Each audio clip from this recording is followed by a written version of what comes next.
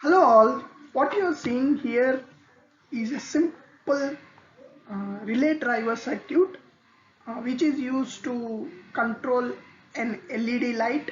So you can see here this is a simple 9 volt LED bulb which is connected to two wires. We know, right, it requires positive and negative. So before going to controlling this let us see the circuit flow from the beginning. So what we are doing is basically we are using a NPN transistor which is BC547. This is how it looks, where the second pin is base, first pin is emitter, third pin is collector. So we are using in CE configuration. So the emitter basically is grounded. Here a 9 volts battery is used, and then the base of this NPN transistor is connected to a microcontroller pin through a 1K resistor. So this 1K resistor is basically used to control the base current, and microcontroller GPIO pin can be used. And then to this collector basically a relay coil is connected. So relay configuration would be this way, where there will be coil and then NC, NO and common pins. So how a relay functions is that when you provide current through this relay coil, the the actual switch which is normally connected would connect to the NO which is normally open. So this is called a SPDT switch, which is a single pole double throw. That means a single pole will throw to two poles through a common. So this is what the relay is used, which operates on 9 volts. So 9 volts is connected to one end of the coil, and one point to remember here is that when we say 9 volts relay, that means we are actually saying that as per specification the relay coil requires a 9 volts for it to actuate the switch inside. So that means to throw from NC to NO. So now here 9 volts is connected to one end of the coil, and the other end of the coil is connected to the collector of the BC547. So when high is provided from microcontroller to this NPN transistor, the current flows through the base, and then this transistor is on. That means the current flows from 9 volts through the coil and then to the emitter. So this coil now has the current, and then because of this current, this switch which was NC would jump to NO. Now before going to the relay operation, so let us see the output circuit. So the output circuit has its own ground and 9 volts, because this is isolated from input and output. So 9 volts bulb ground is connected to the battery directly, and then the positive is connected to the common terminal. The positive of the battery we mean, and then the positive of the 9 volts bulb is NO. So now if we see the circuit, this means that the supply is not directly connected to 9 volts bulb. So the supply from the battery is going to common, and then common is connected to NC, which is not connected anywhere. So when we actuate this relay through the coil, this switch jumps to this NO, and now from the common the 9 volts would pass through the blue wire and it is applied to the LED bulb. So this is how the circuit works. So this relay based circuit can be used for different loads. So based on the load, current requirement, wattage requirement, we have to select the relay, because that much current has to pass through the relay.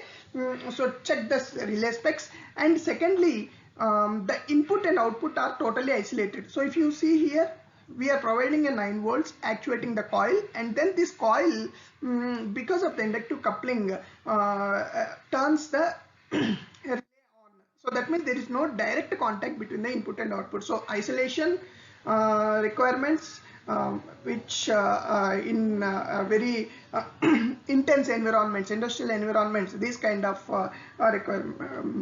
requirements would be present. And then you can see here, this is called the diode, PN diode, the feedback diode. This basically what it does is, when you actuate this coil and suddenly, let us assume we turn the microcontroller off, so the current that is flowing through requires some path for it to dissipate. So now what happens is, there will be a voltage developed here, and when the voltage is actually cut off, the current will flow through this diode, and slowly it ceases down to zero, because these are actually passive elements. So this helps for such instances. And then if we see this relay, so this is how the symbol of relay looks like. A coil, when current passes, it switches. And then this is a BC547 NPN transistor. So this NPN transistor basically is used here at the input to drive the relay coil. So if you can see here, first pin is emitter, base and collector. So check if you have used any other NPN transistor other than BC547. Check the corresponding circuitry, and then if you follow this circuit, if we mention this as a dot here, this means this is a node.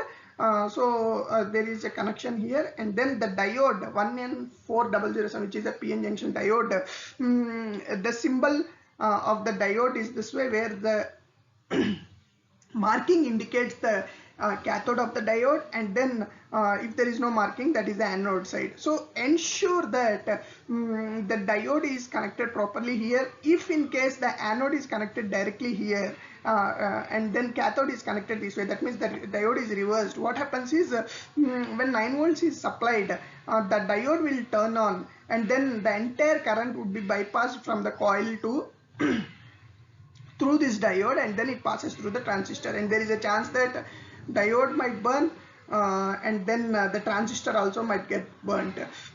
So this diode direction is very important. And if you see, there are two supplies used, two separate grounds used. One supply is at the 9 volts at the input, and the other supply, which we are calling it as 9 volts underscore 1 as its node name, is at the output. So here we have used batteries only for indicative purpose. If in case you need to connect a different battery, rechargeable battery, or a power supply, or any other AC-DC converter, based on the current requirements, we have to select and use such supplies. So very simple circuit, and very commonly used circuit in industrial environment, and most of the IO boards that we see in our lives, and especially in the HVAC kind of environment, this circuit is commonly used. Most probably other things which might come into picture are the decoupling capacitors which are required, and any current limiters, any protection circuitry which is required. So these kind of additional requirements, and then reverse polarity protection. So these kind of additional requirements would come in, and again the microcontroller side, any default state is required, that means a pull down to ensure that NPN is off. So these are all additional circuit requirements that might come in real-time designs. Hope you got a clarity. Please let us know if you have any questions on this. Please post your comments. Please like and subscribe our channel. Thank you.